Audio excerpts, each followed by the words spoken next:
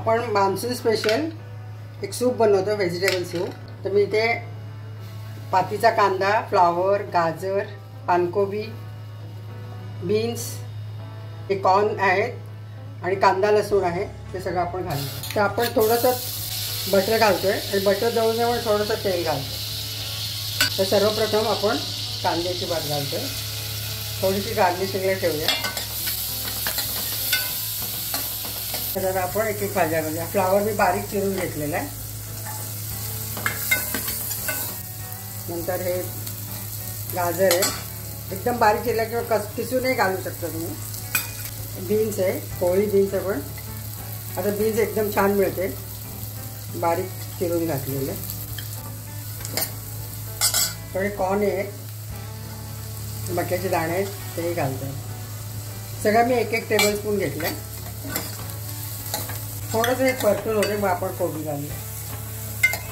थोडंसं तर परतलं गेलं आहे. कोबी ऑप्शनल आहे, तुम्ही घातलं तरी चालतं, नाही घातलं तरी चालतं. तर हे जरा होत आलेलं आहे. तर कोबी घातल्यानंतर आपण 2 चमचे मैदा घालतो, त्याच्याऐवजी तुम्ही कॉर्नफ्लॉवर पण घालू शकता.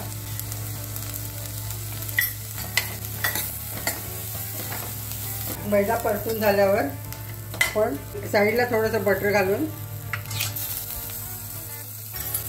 हे लसूण आणि आलं आहे ते परतून घेऊया.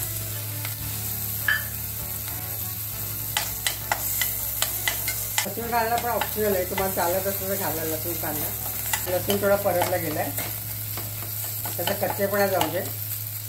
तर ह्याच्यात आपण साधारण 4 कप पाणी घालतो.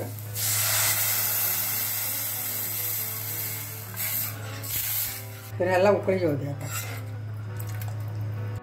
मी 5-1 मिनटं झाकून ठेवलं होतं, त्याला आता दणदणीत उकळी आली. भाज्या जास्त शिजवायला, थोड्या क्रंचीच ठेवायच्या. तर हे सूप तसं सोपं आहे आणि पावसाळ्यात थंडीत प्यायला खूप छान वाटतं. मी थोडंसं मीठ घालते याच्यात आणि काळी मिरी घालते. तुम्हाला आवडत असेल तर हिरवी मिरची पण एखादी घालू शकता. गॅस आपण बंद केलेला आहे. बंद केल्यानंतर थोडंसं आपण लिंबू घालायचं. तर आपण आता हे 2 पद्धतीने सर्व करू शकतो. असंच सूप आपण सर्व करू शकतो किंवा मिक्सरमधून काढून थोडंसं थिक सूप पण सर्व करू शकतो. खूप टेस्टी होतं, गरमागरम सूप प्यायला मजा येते.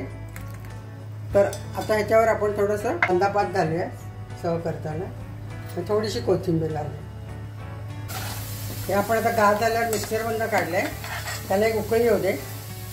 आणि थोडंसं आपण काळी मिरी घालूया. तुमच्या आवडीनुसार मीठ मिरी जास्त कमी करू शकता. पण थोडंसं लिंबू घालूया. हे आता आपण मिक्सरमधून काढून, तरी फार बारीक नाही केलेलं आहे, थोडंसं क्रंचीच ठेवलं आहे. आपण आता ते सर्विंग बाउलमध्ये काढूया. त्याच्यात थोडंसं आपण तिचा कांदा, स्प्रिंग अनियन, थोडीशी कोथिंबीर घालूया आणि थोडंसं बटर घालूया. तसे आपण एका सूपपासून 2 सूप बनवले. हे क्लिअर सूप आहे हे वाला, आणि हे आपण मिक्सरमधून काढून थोडंसं थिक केलं.